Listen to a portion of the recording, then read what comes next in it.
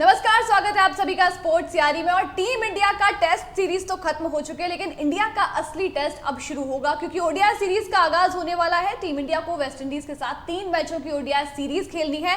ऐसे में team India के सामने एक बहुत बड़ी चुनौती खड़ी हुई नजर आ रही है। बात करेंगे मिडिल ऑर्डर की, जो कि फिलहाल थोड़ा सा सेटल दिखाई नहीं दे रहा है, क्योंकि इंडिया के पास में केएल राहुल फिलहाल नहीं है। वहीं श्रेयस अय्यर की बात करते चले तो उनकी वापसी पर भी फिलहाल क्वेश्चन मार्क लगा हुआ है। न जाने इन दोनों की वापसी कब होगी, लेकिन फिलहाल जो मिडिल ऑर्डर में जो 3 बड़े नाम मौजूद हैं, सूर्य कुमार यादव, ईशान किशन और संजू सैमसन, इनको लेकर के पूरा डिस्कशन करेंगे। अभी तक के ओडीआईज में किस तरीके के स्टैट्स रहे हैं, क्या आगे आने वाले समय में इनको मौका मिलेगा या फिर ये मौका इनके लिए आखिरी मौका होगा। तो ये सीरीज काफी इंपॉर्टेंट रहेगी इन तीनों के लिए। अगर यहाँ पे अच्छा कर जाते हैं तो अपनी जगह बचा लेंगे, अदरवाइज इन तीनों के लिए शायद ही आखिरी मौका यहाँ पर हो सकता है। तो नितिन, सबसे पहले बात करते हैं सूर्य कुमार यादव की। ऑस्ट्रेलिया के खिलाफ हमने देखा था जो 3 इनके गोल्डन डक्स आए थे, उसके बाद में टी20 में भले ही इन्होंने काफी ज्यादा अच्छा किया, लेकिन ओडीआईज में इनकी फॉर्म के ऊपर क्वेश्चन मार्क लग गया था। तो सबसे पहले उनके स्टैट्स पे नजर डालते हैं। अभी तक सूर्य कुमार यादव का ओडीआईज का सफर कैसा रहा है। 23 मैचेस इन्होंने खेले हैं, 433 रन हैं,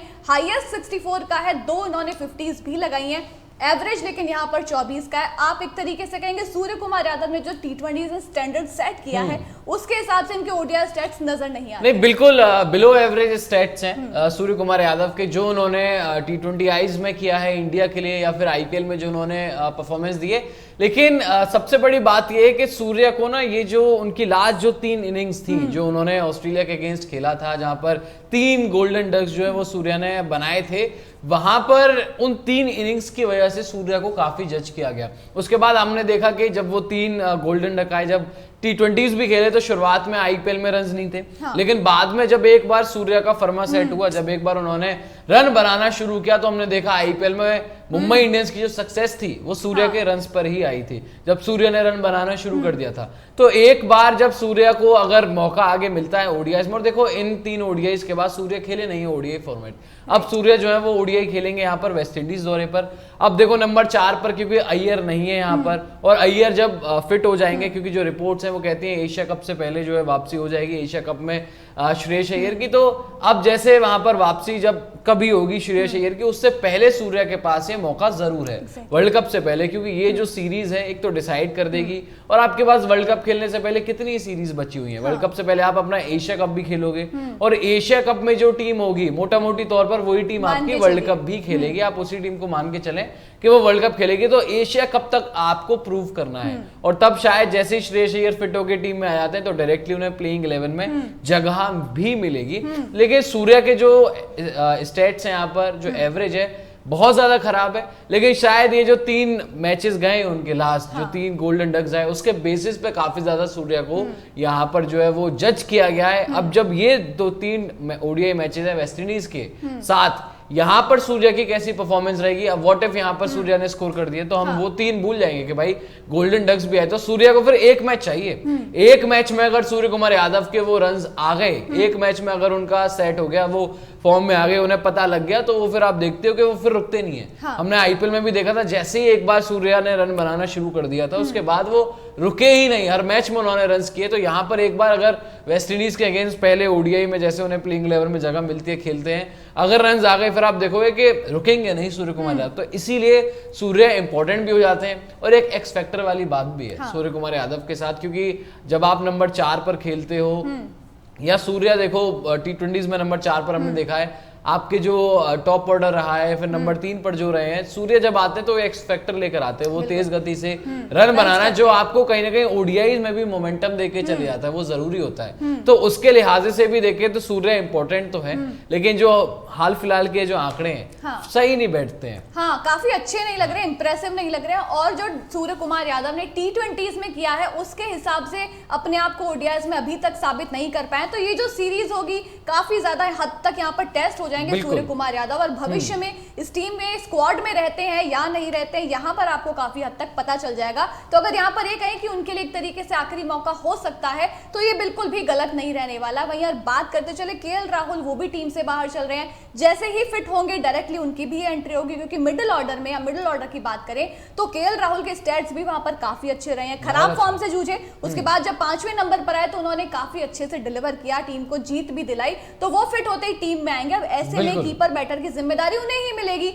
तो फिर हम यहाँ पे ईशान किशन और संजू सैमसन जो कि फिलहाल स्क्वाड में हैं ओडीआईएस के, इनमें से किसका पत्ता कटेगा, क्योंकि एक का पत्ता कटना तो यहाँ पे डेफिनेटली तय है। दोनों की स्टैट्स पे भी नजर डालेंगे, लेकिन यहाँ पर एक तो होगा जो अपनी जगह बचा लेगा, बतौर बैकअप कीपर यहाँ पे रहेगा, लेकिन एक का यहाँ से जाना तय है। तो सबसे पहले स्टैट्स पे नजर डालते हैं संजू सैमसन के और फिर ईशान किशन के। अभी तक ओडीआईएस में उनका सफर कैसा रहा है। तो संजू सैमसन 11 मैचेस ही हालांकि इनको खेलने को मिले हैं, 330 रन इसमें आए हैं।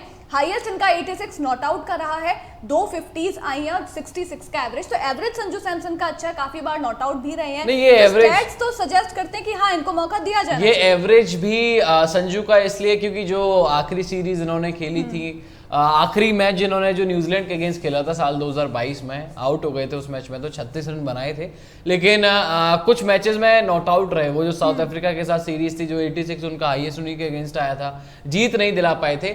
संजू के स्टैट्स की हम बात करें, नंबर 5-6 पर बैटिंग करते हुए ओडीआईज में अच्छा ही किया है। ये देखो 11 मैचेस में जब 330 रन है संजू के, एवरेज 66 के, ऑन एंड ऑफ भी, मौके भी ऑन एंड ऑफ रहे भाई। 11 मैचेस ओडीआई के, 17 टी20 के मैचेस इन्होंने खेले। लेकिन सबसे बड़ी बात यह है कि संजू क्या वाकई में आप उनको अपना बैकअप विकेट कीपर देख रहे हो केएल राहुल के बाद? क्योंकि देखो ईशान किशन जो है वो 2 कैटेगरीज में आते हैं, एक आपके बैकअप ओपनर की कैटेगरी में आते हैं और ईशान किशन वहां पर कीपिंग भी करते हैं। तो यहाँ पर हमें ये देखना पड़ेगा क्या एक्चुअली में केएल राहुल को अगर ड्यूरिंग द वर्ल्ड कप कुछ होता है या वर्ल्ड कप वो नहीं खेल पाते तो एक्चुअल रिप्लेसमेंट केएल राहुल की क्या संजू है। जो हम बात कर रहे हैं ना जगह की, वो आंकड़े ठीक है संजू के, ये ईशान किशन के भी ओडीआई स्टेट से देखें 14 मैचेस में 510 रन ईशान ने बनाए, हाईएस्ट वो दोहरा शतक जो इन्होंने लगाया। यहाँ पर 350 है, 1 शतक है और वही दोहरा शतक है, और एवरेज देखें आप 42 की एवरेज है।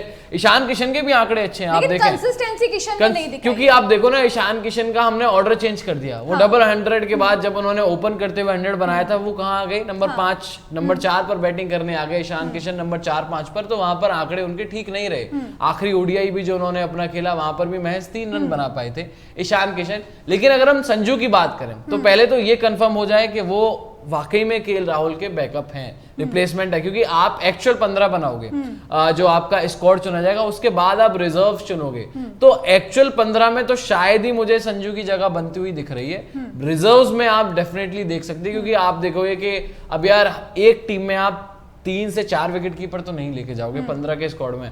ईशान किशन इसलिए संजू से थोड़ा सा आगे हो जाते हैं क्योंकि वो बैकअप ओपनर भी हैं। आपके अगर रोहित शर्मा, शुभमन गिल ओपनिंग पेयर है तो उसके अलावा अगर आपको ड्यूरिंग द वर्ल्ड कप कोई अगर आपका इंजर्ड होता है, कुछ होती है, जरूरत पड़ती है, तो वहां पर आप किसे लेकर किससे ओपनिंग करवाओगे, वहां पर आप फिर ईशान किशन को ही ढूंढोगे। तो इसीलिए ईशान थोड़ा सा आगे हो जाते हैं। वैसे अगर आप बैकअप ओपनर की बात करें तो केएल राहुल भी एक ऑप्शन होंगे अगर स्क्वाड में होते हैं। केएल राहुल फिट होकर लौट जाते हैं तो कीपिंग तो जरूर करेंगे, मिडिल ऑर्डर में ही आपको वो खेलते हुए नजर आएंगे। लेकिन बैकअप ओपनर का जहां तक सवाल है तो राहुल भी आपके पास नहीं, फिर आप जब राहुल की जगह पे किसको खिलाओगे फिर आप? हाँ वही चीज है, वही हम बात कर रहे हैं। तो अगर राहुल नहीं होते हैं या फिर राहुल आ जाते हैं तो फिर बैकअप ओपनर भी, बैकअप कीपर भी हमें चाहिए होगा, तो फिर किशन उसका भी रोल प्ले कर सकते हैं। और अभी जिस तरीके से हमने देखा किशन को बैक किया जा रहा है, अभी उनको टेस्ट में भी हमने डेब्यू करते हुए देखा, विकेट कीपिंग से भी उन्होंने काफी अच्छा किया, जिस पर हम थोड़ा सा डाउट कर रहे थे कि यहां पर लैग कर सकते हैं, लेकिन किशन ने वहां पर भी काफी अच्छा किया और दूसरे टेस्ट मैच में अच्छा स्कोर करते हुए भी हमें ईशान किशन नजर आए थे। तो अभी तक जिस तरीके से टीम इंडिया ने उनको मौके भी दिए हैं, संजू सैमसन के ऊपर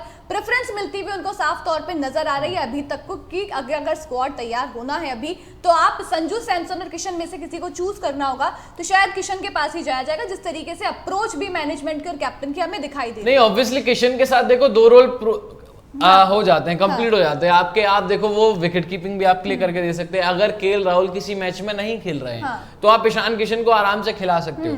संजू के साथ ये प्रॉब्लम है कि एक तो अभी तक संजू पूरे वो जो सिस्टम है, पूरा जो टीम इंडिया के इकोसिस्टम है उसमें फिट इन नहीं हो पाए संजू। खेले जरूर है, ऑन एंड ऑफ रहे हैं। साल 2022 में जितने भी ओडीआईज आपने खेले हैं, आपकी टीम ने खेले हैं, सीनियर टीम उसका पार्ट नहीं थी क्योंकि वो टी20 की तैयारी कर रही थी। वहां पे संजू आपके लिए खेले हैं, टी20 की स्कीम ऑफ थिंग्स में संजू आ गई, लेकिन अभी भी वो सीनियर ओडीआई टीम के साथ उस इकोसिस्टम में फिट इन नहीं हो पाए हैं संजू। और इसी वजह से आप देखोगे ना कि जब केएल राहुल गए भी तो हमने संजू को ही अपना एज अ विकेट कीपर नहीं माना। हमने केएस भरत को हम लिया है, ईशान किशन को हमने वहां पे विकेट कीपिंग के रूप में देखा, संजू को नहीं देखा हमने।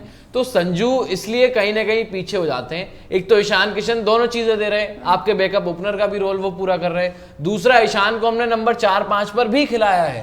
जब ओपनिंग उनसे नहीं करवाई, जब शुभमन गिल ओपनिंग पर आ गए तो हमने उनको ऐसा नहीं किया कि भाई आपका काम खत्म हो गया, टीम से आप बाहर हो जाइए, आप बेंच पर बैठ जाइए। नहीं, ईशान किशन की जगह बनाई है रोहित शर्मा ने नंबर 4-5 पर, भले ही उनके रन्स नहीं आए। तो अगर केएल राहुल नहीं भी होते हैं किसी मैच में वर्ल्ड कप के में, तो आप देखोगे कि वो रोल केएल राहुल का ईशान किशन आपको कंप्लीट करते हुए नजर आएंगे। तो ऐसे में संजू की जो एक्चुअल 15 मेंबर्स की जो स्क्वाड होने वाली है, वहां पर जगह बन पाना इसलिए भी मुश्किल हो जाता है क्योंकि एक अगर आप एक्चुअल 15 बनाओगे तो उसमें 3 विकेट कीपर शायद ही आप रखोगे। तो वो जो रिजर्व्स हैं, अगर इंजरी होती है तो वो रिप्लेसमेंट के तौर पर आ जाएंगे फिर एक्चुअल 15 में स्क्वाड में, लेकिन उस एक्चुअल जो स्क्वाड होने वाला है शायद वहां पर जगह मुश्किल ही बने संजू की। तो बिल्कुल अभी तक जो चीजें दिखाई दे रही है, किशन और सैमसन की बात करते चलो तो किशन आपको थोड़ा सा आगे नजर आएंगे, प्रेफरेंस उनको पहले दी जाएगी। अगर आप बात करें वर्ल्ड कप की या एशिया कप की भी बात करते चले तो किशन प्रेफरेंस रहने वाली है टीम इंडिया की। वहीं सूर्य कुमार यादव की भी हमने बात की कि सूर्य कुमार यादव को अपने आप को ओडीआईज में फाइनली अब प्रूव करना ही पड़ेगा। और ये तीनों को ही यहाँ पर ये जो सीरीज है ना 3 मैचेस की ओडीआई सीरीज वेस्ट इंडीज के अगेंस्ट, तीनों को ही यहाँ पर प्रूव करना होगा क्योंकि अगर आप विदाउट रन्स जाओगे, अगर मान के चले हम संजू की बात कर रहे हैं अभी, अगर संजू विदाउट रन्स गए, यहाँ पे रन उन्होंने स्कोर नहीं किया क्योंकि विकेट कीपिंग के तौर पर मेरे हिसाब से शायद आपको संजू यहाँ पर खेलते हुए नजर आ सकते हैं क्योंकि देखो रोहित भी हैं, गिल भी हैं, तो ओपनिंग रोहित गिल से हो जाएगी। या तो आप अगर ईशान किशन को सोच लिया है आपने कि आपके वर्ल्ड कप में ईशान किशन को आपने लेके जाना ही जाना है, तब आप जो है यहाँ पर देखोगे कि शायद ईशान किशन से विकेट कीपिंग यहाँ पर वेस्ट इंडीज में करवाई जाए। और वहां पर ईशान किशन के स्कोर नहीं आए जिस पोजीशन पर ईशान को खिलाया गया है नंबर 5 पर, लेकिन वही संजू की हम बात करें तो संजू का मिडिल ऑर्डर में खेलना बहुत अच्छा रहा है क्योंकि उन्होंने सारे मैचेस मिडिल ऑर्डर में खेले हैं। हमने जो उनके स्टैट्स भी देखे, एवरेज 66 की है, मुकाबले फिनिश भी कर पाते हैं संजू। तो वहां पर आप देखोगे कि यहाँ पर संजू, किशन हो या सूर्या हो, इन तीनों के अगर यहाँ भी रन आते हैं क्योंकि ऑडिशन चल रहा है इस सीरीज के बाद, आप जो है वो सीधे एशिया कप में खेलोगे, उसके बाद जो है आप आयरलैंड के साथ टी20 सीरीज जरूर खेलोगे, लेकिन ओडीआई में एशिया कप से पहले आपका ये ऑडिशन है। अगर यहाँ पर इन तीनों में से तीनों के रन्स आए, सूर्या की हम ज्यादा बात कर रहे हैं क्योंकि किशन तो लगते हैं कि आपके होंगे ही होंगे, सूर्या की हम जो बात करते हैं कि वो जो 3 डक्स आए हैं उसके बाद यहाँ पर आपको परफॉर्मेंस देनी होगी, तो एक ऑडिशन है अगर सूर्या को एशिया कप और वर्ल्ड कप खेलना है तो। ऐसे ही एक्स फैक्टर के बेसिस पर आप सिलेक्ट नहीं होगे, एक्चुअली आपको परफॉर्म भी करके दिखाना होगा ना। अगर यहाँ पर इन तीनों मैचेस में आप परफॉर्मेंस नहीं दोगे, हम सबको पता है एक्स फैक्टर है सूर्य कुमार यादव में, जिस मैच में उनका फर्मा सेट हो गया, कोई भी बॉलिंग लाइनअप हो वो उधेड़ के रख देंगे उसको, लेकिन उससे पहले आपको परफॉर्म भी करना होगा। और जब आप आखिरी बार वेस्ट इंडीज गए थे आपके बल्ले से रन्स भी आए थे, तो यहाँ पर सूर्या के अगर ये 3 मैचेस में रन्स आते हैं तो वो जो ऑडिशन की हम बात कर रहे हैं वहां पर भी पास हो जाएंगे, इसलिए और आसानी हो जाएगी सिलेक्टर्स के लिए कि यार सूर्या को लेके जाना चाहिए क्योंकि एक्स फैक्टर भी है उनके पास। तो बिल्कुल सेलेक्टर्स के सामने, टीम इंडिया के सामने एक बड़ी चुनौती जरूर होगी कि आखिर कौन होगा जिसको हम आगे हमारी स्कीम ऑफ थिंग्स में देख रहे हैं, लेकिन फिलहाल उससे भी बड़ी चुनौती यहाँ पे रहने वाली है सूर्य कुमार यादव के लिए, जिन्होंने टी20 में अपने आप को बहुत हद तक प्रूव किया है, लेकिन ओडीआईज में अभी तक वो काम नहीं कर पाए हैं। वहीं किशन और सैमसन की बात करें, संजू को हालांकि बोला जाता है इतने मौके नहीं मिले, लेकिन यहाँ पर चांस बनता है, यहाँ पर किशन को ही प्रेफरेंस दी जाती है। काफी सारी पिक्चर यहाँ पर क्लियर हो जाएगी कि आगे जाकर के आपको क्या देखने को मिल रहा है, लेकिन जिसको भी यहाँ पर मौका मिलता है उनको पूरी तरीके से अपने आप को प्रूव करना पड़ेगा अगर अपनी टीम में जगह परमानेंट बनाए रखनी है। तो फिलहाल के लिए इस वीडियो में इतना ही। चैनल को अगर आपने सब्सक्राइब नहीं किया तो सब्सक्राइब कर दीजिएगा और अपनी राय हमें कमेंट सेक्शन में इसको लेकर के जरूर दीजिएगा। फिलहाल वीडियो को लाइक और शेयर करना बिल्कुल भी मत भूलिएगा। अभी के लिए हमें दीजिए इजाजत। जय हिंद, जय भारत।